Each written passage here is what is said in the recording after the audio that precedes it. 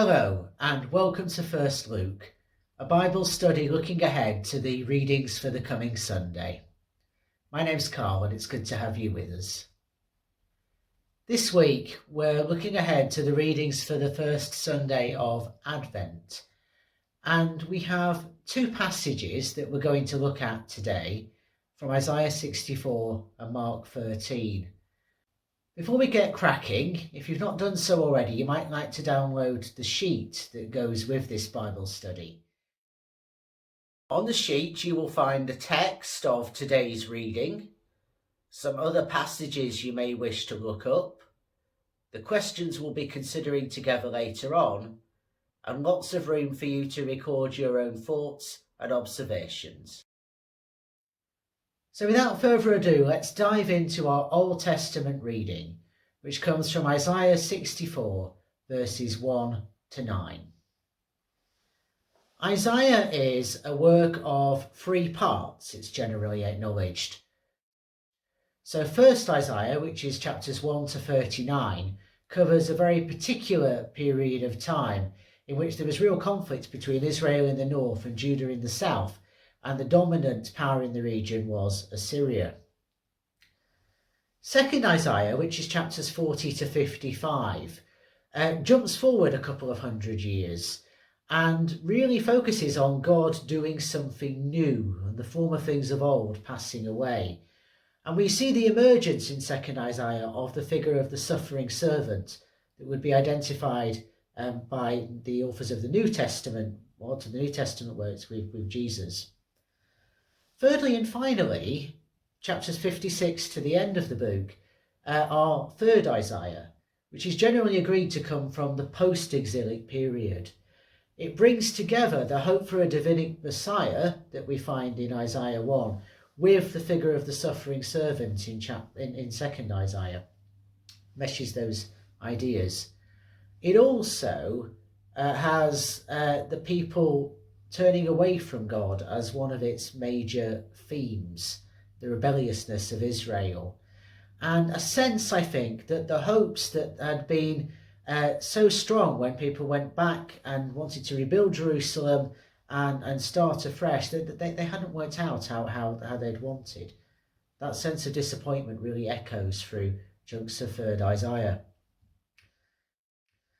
It's particularly reflected in our reading for today, which is a snippet of a communal psalm, a psalm of complaint, which might remind us of psalms like Psalm 76 or 106, or indeed Nehemiah 9, that are quite similar. So we're looking at a subset of a psalm that actually begins in chapter 63 at verse 7 and runs through to the end of chapter 64.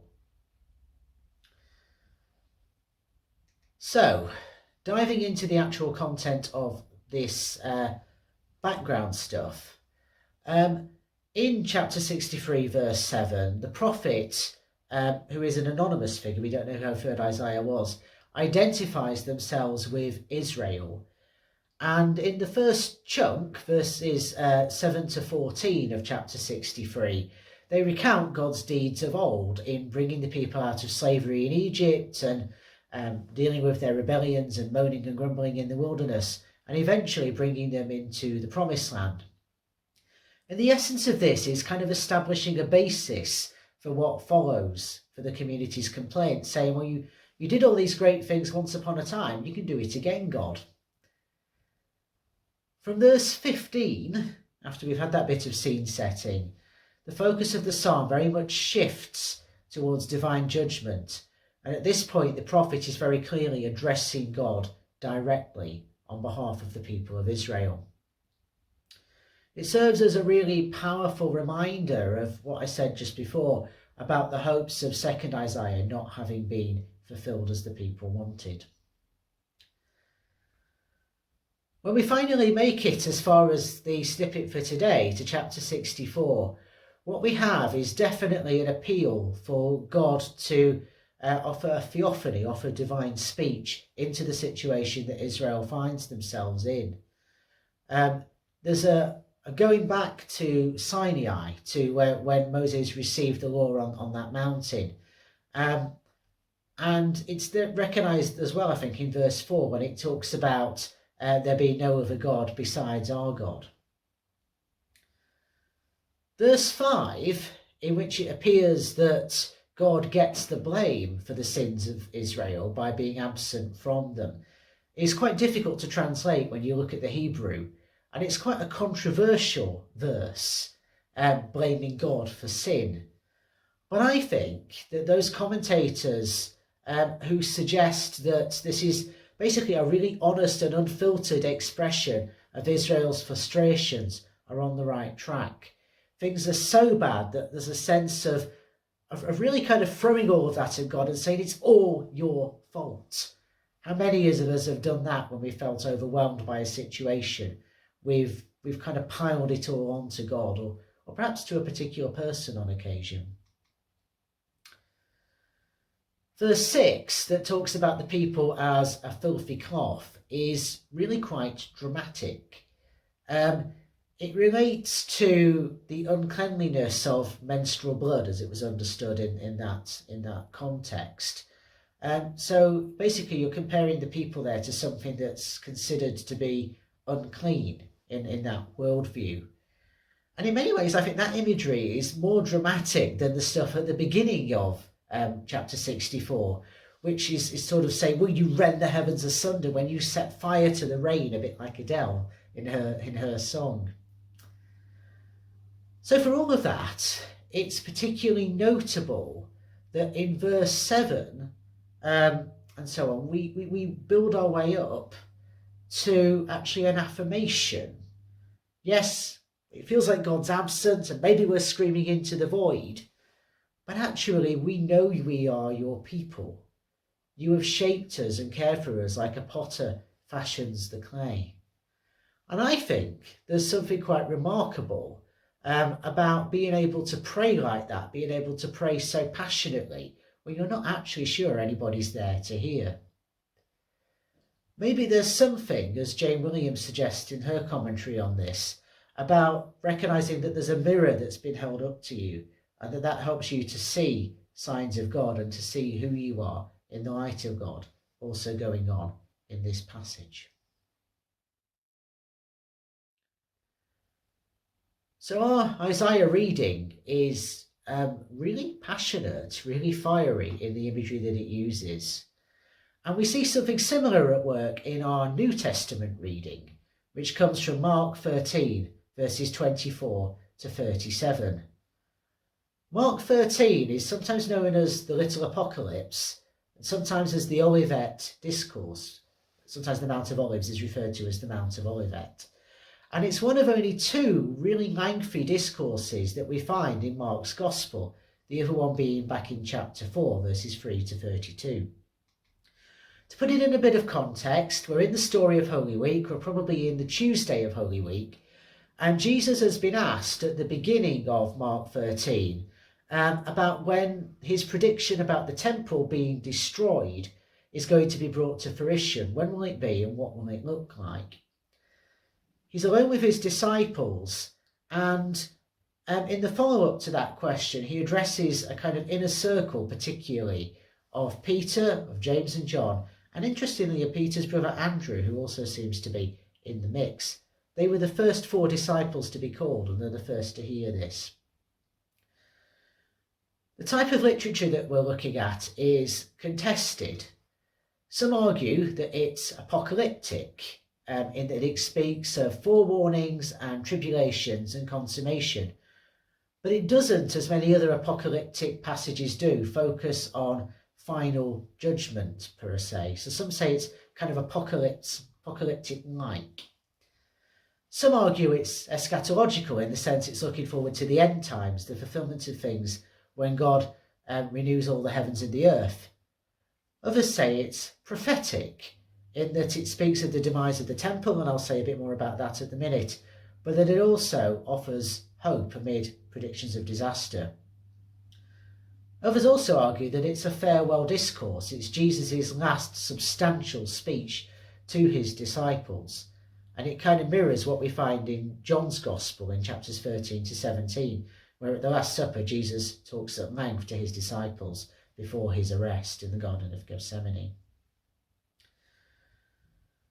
So there's a lot going on in this Mark passage, and scholars are really split as to what is being referred to in chapter 13.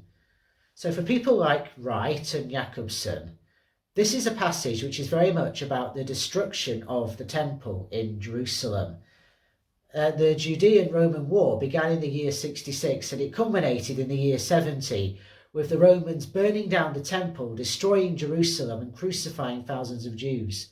Things were so desperate that people were so starved, for example, that they ate their own children in order to try and survive. So the dramatic imagery that we find about sort of cosmic disturbances in Mark 13, for Wright and Jacobson, echoes that sense for those people. This was the end of the world as we know it. And Mark's Gospel was written around 65 to 70 AD, so in the midst of that war rumbling on and just before the destruction of Jerusalem. So that's one way to read it, that this is all looking forward, this dramatic imagery, to the destruction of the temple. But others, like Mullins and Powell, for example, in their commentaries, say that there's a turning point at the beginning of Mark 13:24, where the action shifts from talking about the temple in the first part of that chapter to talking about end times, talking about the end of the world in the second part. Others, like Bock in his commentary, say, well, there's a kind of complex mixture of both and it isn't always clear what's being talked about. So it's a contested passage which could be looking towards the destruction of the temple or the end times when God renews the heavens of the earth, or maybe a bit of both. I'm inclined to say a bit of both at different points. There's an interesting overall structure to Mark 13 that it's helpful for us to keep in mind before we look at a bit of the detail in this passage. It has a kind of concentric structure. So it moves from thinking about the doomed magnificence of the temple in the first 4 verses through various steps that come to a sort of centering point, if you will, in verses 9 to 13 that talks about being wary of persecution, but also the universal mission that Jesus' disciples have. And then it works its way back out again. And Mark 13:24 to 37 is, in this arrangement, kind of the contrast to the doomed magnificence of the temple, in which we hear about the Son of Man coming in power and glory. So the focus here is on watchfulness. We don't know exactly when things will happen or what they will look like, but we do know who we're waiting for and that someone is coming. So there's a kind of tension at work in this passage, as you can derive from what I've just said, between the kind of predictable imminence of the coming of the Messiah and the unpredictable suddenness of when that will happen. And within Mark 13, there's a kind of tussle going on between those two different ideas. In the opening verses of our extract from today, we see some very dramatic cosmic imagery, which draws on apocalyptic texts like Isaiah 13:10 and 34:4. And we also see the stuff about the Son of Man coming on the clouds, which comes from Daniel 7:13 to 14. And that is, across the range of commentators, interestingly, whatever their views on whether this is talking about the temple or the end times, connected with the vindication of Jesus, and in particular to what's going on in that story of Holy Week, of his cross and resurrection. He is the Messiah, he is the Redeemer of Israel, and will be vindicated, even though rejected by his own. Jesus, when he first arrived in Jerusalem, cursed a fig tree. Find that in chapter 11, verses 12 to 14. And it's kind of like there's a contrast with that here in verse 28. It talks about when you see the tree putting out leaves, you'll know that summer is coming. You'll know that hope is on the horizon. This is all set in Passover, and I gather at that time the fig trees would have been just beginning to bud. So there's that kind of promise there. It's not saying this will happen right now necessarily, but it is a great sign of hope. There's a lot of debate about when it talks in verse 30 about what does this generation mean. in relation to these things will not pass away before this generation have seen them, and so on and so forth.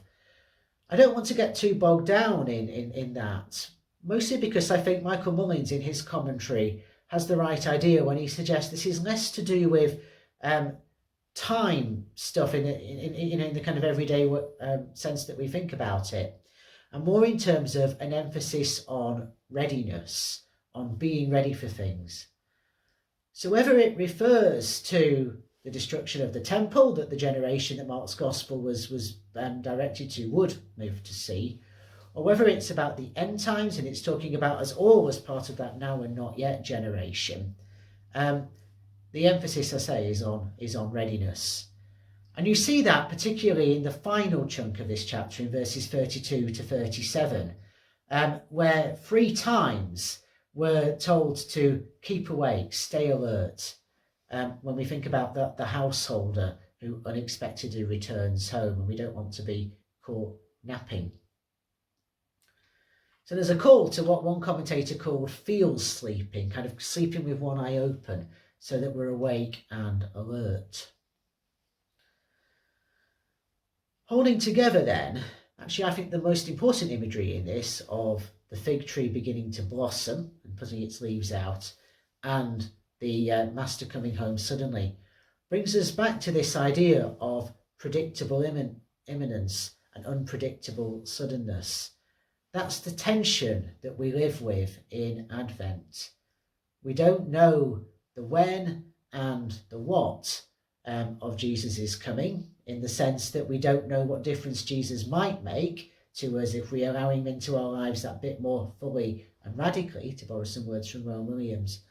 But we do know who is coming, and we do know that that coming will be in the form of a defenceless love. That's less about rendering the heavens and more about filling out our world from within.